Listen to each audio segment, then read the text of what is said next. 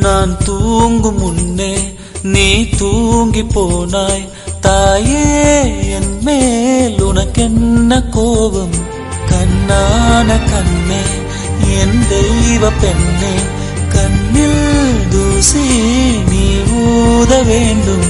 ஐயோ, ஏன் இந்த சாபம்?